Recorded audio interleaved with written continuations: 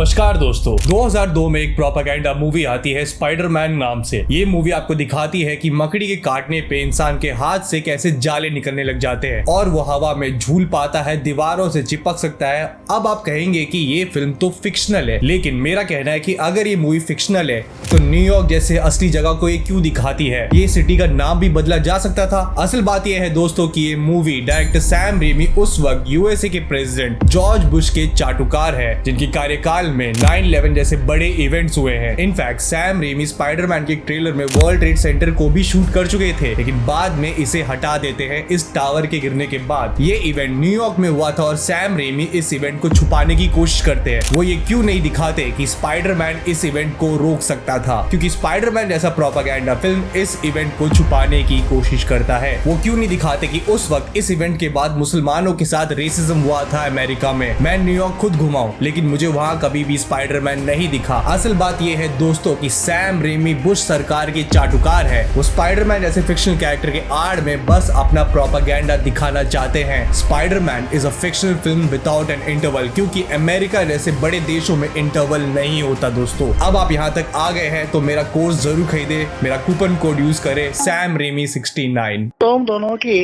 मांगी। ध्रुव भैया ने धुरंधर 2 को प्रोपेगेंडा कहते हुए एक और वीडियो बना दी है, तो मैं आदित्य धर और धुरंधर 2 की टीम को फिल्म के 3000 करोड़ बॉक्स ऑफिस कलेक्शन के लिए एडवांस में विश करना चाहूंगा। थैंक्स।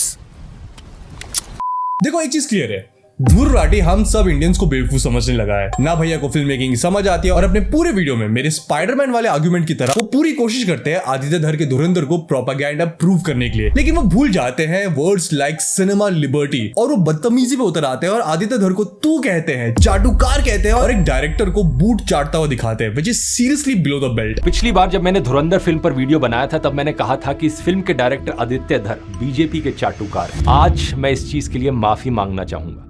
मुझे नहीं लगता दोस्तों कि ये बीजेपी के चाटुकार हैं। अब मुझे लगता है कि ये महाचाटुकार हैं। वो गैस लाइटिंग जैसे वर्ड्स यूज करते हैं एंड फिक्शनल मूवी में फैक्ट्स ढूंढने की कोशिश करते हैं। कोई सेंस है इस बात की? हमें बहुत लग रही थी उस टाइम। तो आज मैं योगी ध्रुव चाचा के बातों को काउंटर करने की कोशिश करूंगा, तो वीडियो एंड तक जरूर देखना और YBP फिल्मी पे नए हो तो चैनल को सब्सक्राइब जरूर कर लेना। एंड डोंट वरी, मैं कोई कोर्स नहीं बेचने वाला इस वीडियो में। See, that's cold though. That's a cold one. Okay.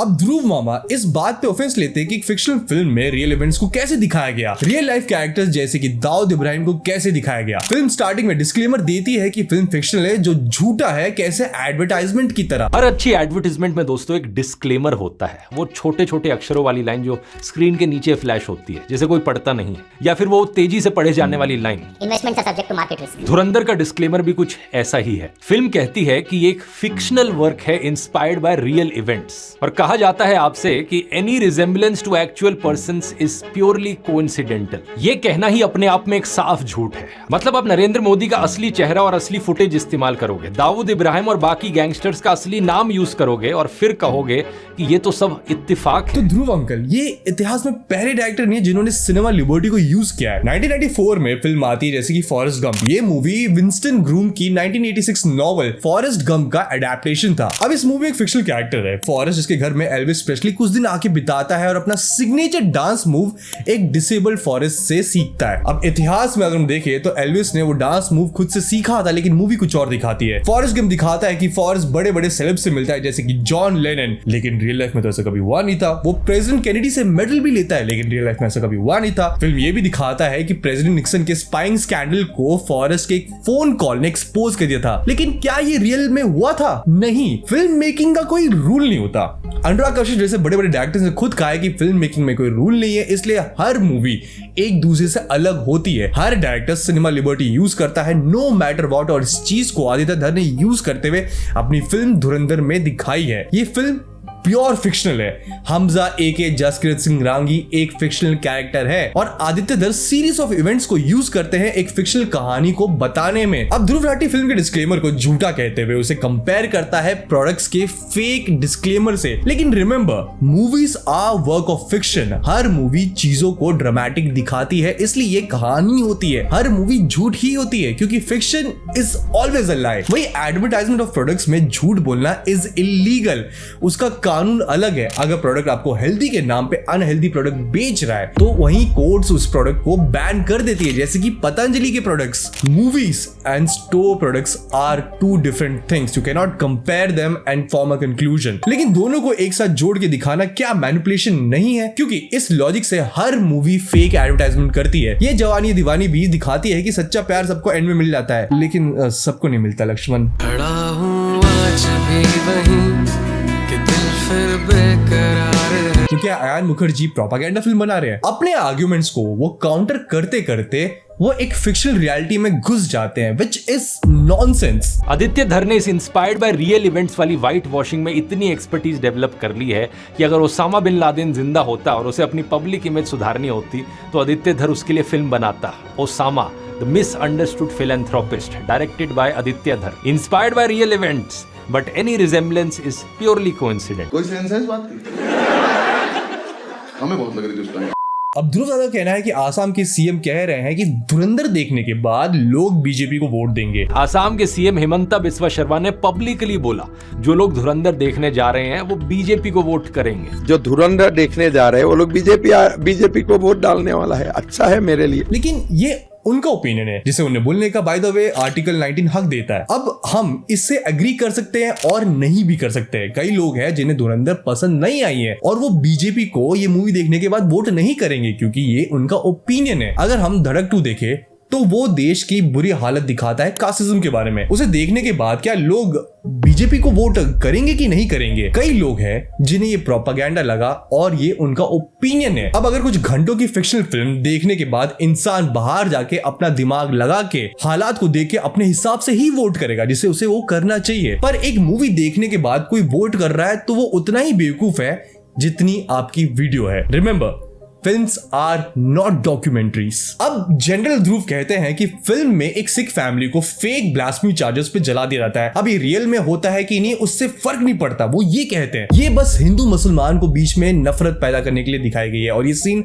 Unimportant है। फिल्म के शुरू में ही एक सीन है जहां पाकिस्तान में एक सिख आदमी को फेक ब्लास्फेमी चार्जेस पर जिंदा जला दिया जाता है। मॉब जो वहां मौजूद है वो सर तन से जुदा के नारे लगा रहा होता है। पॉइंट ये नहीं है कि पाकिस्तान में असल में ऐसी घटनाएं होती हैं या नहीं। पॉइंट ये है कि अगर बीजेपी की एडवर्टाइजमेंट करनी है तो उसमें मूड सेट हिंदू मुसलमान के बीच नफरत फैलाकर ही किया जाएगा। पहली बात तो ये सीन दिखाने का मतलब ये था कि जहूर मिस्त्री के कहने पे मेजर इकबाल इस सिख फैमिली को फेक न्यूज के चलते जला देता है क्योंकि जहूर मिस्त्री को उसकी दुकान चाहिए थी और कैसे अपने टेररिस्ट की डिमांड पूरी करने के लिए ये लोग ये सब करते थे। ये सीन जहूर मिस्त्री को रिएस्टैब्लिश करने की कोशिश थी और साथ में वहां पे क्या हालात है उसको दिखाने की कोशिश थी। और हाँ, ऐसा हर जगह होता है जहां फेक न्यूज के नाम पे लिंचिंग होती है और पाकिस्तान में रियलिटी में कई नॉन मुस्लिम फैमिली के साथ ऐसा हुआ है। पर ये सच आपके लिए अनइम्पोर्टेंट किस लिए है? क्योंकि आपके नैरेटिव में सेट नहीं होता। सुपर कमांडो ध्रुव भैया, साइकोलॉजी में इसे by the way emotional priming कहा जाता है। पहले इमोशंस को इररिलेवेंट दिखा दो ताकि अपने नैरेटिव सेट हो पाए। प्लस मूवी क्या हिंदू मुसलमान कराने की कोशिश कर रही है? फिल्म में लाइन है जब हमजा अपनी वाइफ एलिना को कहता है हमारी लड़ाई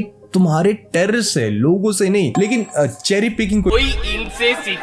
कैप्टन ध्रुव कहते हैं कि फिल्म का विलन दाऊद कहता है कि जब से चाय वाला आया है तब से हमारे लोगों में डर बैठ गया है, जो मोदी जी की एडवर्टाइजमेंट है। दाऊद इब्राहिम का कैरेक्टर कहता है जब से ये चाय वाला आया है हमारे लोगों में डर बढ़ गया है। सोच कर देखो, इंडिया का मोस्ट वांटेड गैंगस्टर बैठकर प्रधानमंत्री की इफेक्टिवनेस का रिव्यू दे रहा है जैसे ये वो कोई स्विगी डिलीवरी ड्राइवर। तो ध्रुव भाई आप क्या चाहते हो कि इंडिया के दुश्मन इंडिया से ना डरे? ये सीन एस्टैब्लिश करने के लिए कि वहां के टेररिस्ट देश से डरने लगे हैं, ना कि मोदी जी की एडवर्टाइजमेंट है। इंडियन पॉलिसी से टेरर ऑर्गेनाइजेशन डरी हुई है जिससे हमारा प्रोटैगनिस्ट और स्ट्रांग हो जाता है, उसका मोटिव और स्ट्रांग रहता है। एंड रिमेंबर, ये इवेंट भी फिक्शनल है, ऐसा कोई रिकॉर्ड नहीं है, ऐसा कोई प्रूफ नहीं है कि ऐसा हुआ है। एंड देश के दुश्मनों में हमारे सरकार का डर एक नेशनलिज्म प्राइड जगाने की कोशिश करता है, ना कि किसी पॉलिटिकल पार्टी की एडवर्टाइजमेंट। और अब इसमें ध्रुव भैया आर्ग्यूमेंट करते हैं कि थैनोस स्पाइडरमैन की तारीफ कर देगा तो स्पाइडरमैन स्ट्रांग बन जाएगा सबकी नजर में। इमेजिन करो अगर एवेंजर्स में थैनोस कहता अरे ये स्पाइडरमैन को जब से मैंने देखा है ना तब से तो मेरे हाथ कांपने लगे हैं। आपके दिमाग को ऑटोमेटिकली लगने लगता कि स्पाइडरमैन सबसे पावरफुल हीरो है एवेंजर्स का। हालांकि ऐसी लाइनें विलन से बुलवाना बहुत ही स्टूपिड चीज है, अजीबोगरीब लगती है। एंड एग्जैक्टली यही पॉइंट है, टू शो कि टेरर वीक पड़ रहा है। आगे जाके ध्रुव काका कहते हैं कि अमेरिका मोदी को जीतने नहीं देना चाहता था और मेरा सवाल है कि ये कब हुआ? फिल्म कहती है कि अमेरिका मोदी को प्रधानमंत्री नहीं बनने देना चाहता था। ये कौन सा अनकट वर्जन है जो इन्होंने देख लिया? और ध्रुव का कहना है कि 2018 में ISI former head Asad Durrani का कहना था कि मोदी के जीतने से इंडिया की इंटरनल इमेज डिस्ट्रॉय हो जाएगी, एंड बस इसी लॉजिक को यूज करते हैं कि देखो उन्होंने ये कहा इसलिए Modi is bad and movie propaganda है। और अमेरिका तो छोड़िए, 2018 में पाकिस्तान के former ISI head lieutenant general Asad Durrani ने खुद कहा कि ISI मोदी को प्रधानमंत्री के तौर पर प्रेफर करता है। ये देखो आर्टिकल में क्या लिखा है, मोदी के जीतने पर पाकिस्तान का रिएक्शन था कि it served India right. Modi अब इंडिया की इमेज और इंटरनल बैलेंस डिस्ट्रॉय करेंगे। यानी असल में ISI चीफ ने कहा कि उसे मोदी पसंद है, और फिल्म में क्या दिखाया जा रहा है, ठीक इसका उल्टा। नोटबंदी का पीछे का रीजन दिखाया गया, लेकिन उसके बाद का आफ्टरमैथ क्यों नहीं दिखाया गया। फिल्म में दिखाया जाता है कि पाकिस्तान ने पहले 11,000 करोड़ की फेक करेंसी इंडिया भेजी और दोबारा 60,000 करोड़ की फेक करेंसी भेज रहा था, वो भी यूपी इलेक्शन को फंड करने के लिए। इंटेलिजेंस एजेंसीज ने बात प्रधानमंत्री को ब्रीफ करी और प्रधानमंत्री ने देश बचाने के लिए नोटबंदी कर डाली। National bureau of economic research की स्टडी के अनुसार डीमोनेटाइजेशन ने इंडिया की इकोनॉमिक एक्टिविटी को नवंबर-दिसंबर 2016 में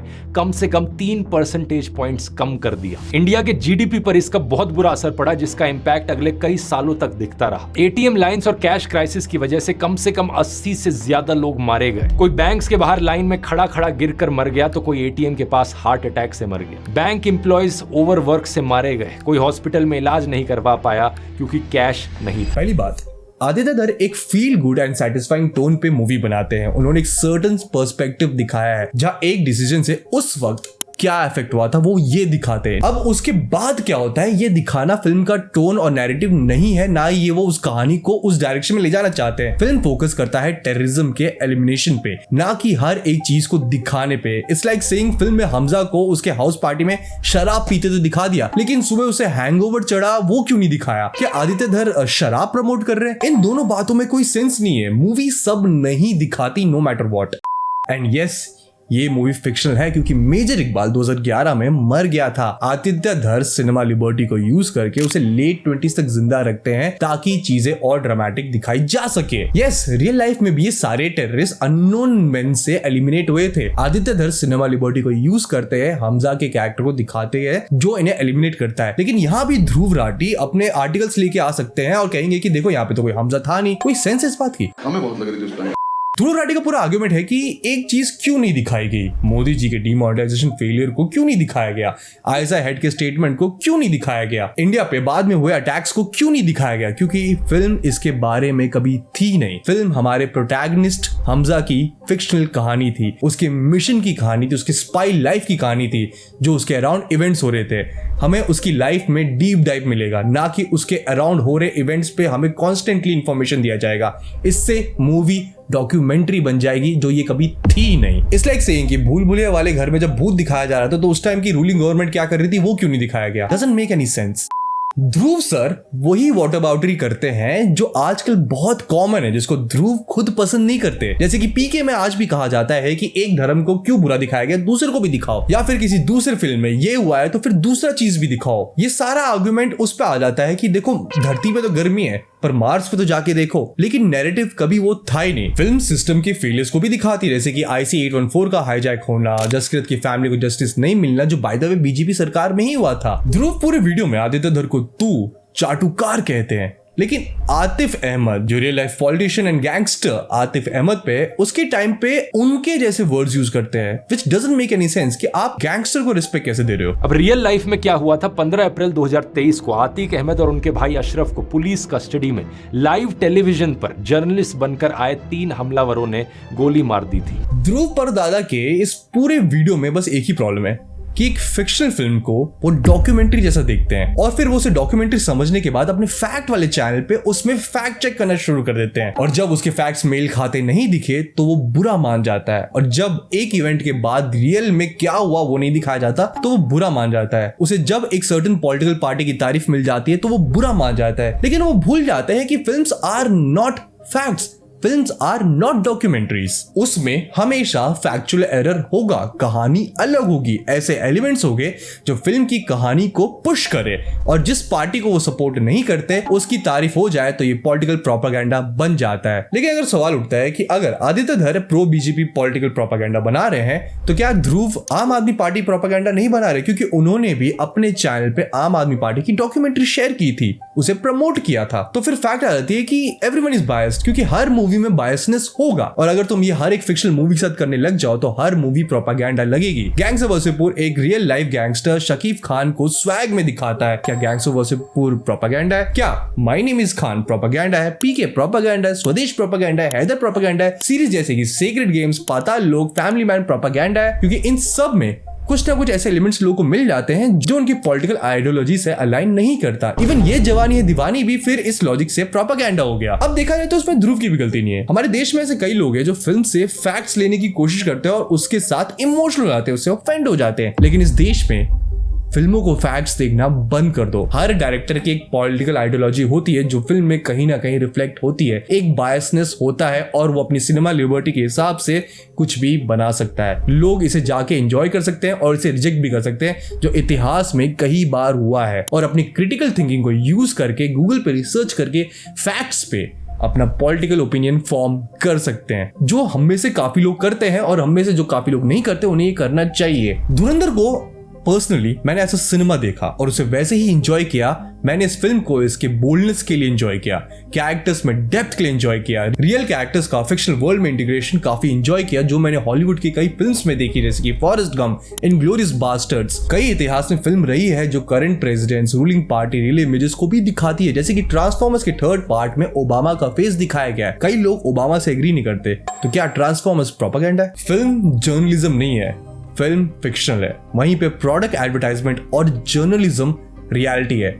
अगर इसमें झूठ है तो ये गलत है, लेकिन फिल्म झूठ ही कहती है क्योंकि इट्स ऑलवेज अ फिक्शन। लेकिन ध्रुव नाना ये बात नहीं समझते। वो उन्हीं ऑडियंस की तरफ बहक जाते हैं जिन्हें रियलिटी और फिक्शनल फिल्म में कोई लाइन नहीं दिखता, इसलिए वो ऑफेंड हो जाते हैं और एक फिक्शनल फिल्म को फैक्ट्स की तरह डिबंक करने लग जाते हैं। वो आर्गुमेंट्स को चेरी पिक करते हैं अपने नैरेटिव को सपोर्ट करने के लिए, जैसे मैंने वीडियो के स्टार्ट में स्पाइडरमैन को डिबंक किया था। फिल्म्स को फिल्म की तरह ही देखो सर। एंड में मैं कुछ बात कहना चाहता हूँ, अगर 2 घंटे की फिल्म तुम्हारे 24 घंटे पे भारी पड़ रही तो सीरियसली मत देखो फिल्म। और ये लाइन आपके लिए था ध्रुव भैया। और हाँ, मोहित भैया ने काफी अच्छी बात कही थी, सिनेमा इज सब्जेक्टिव चूत।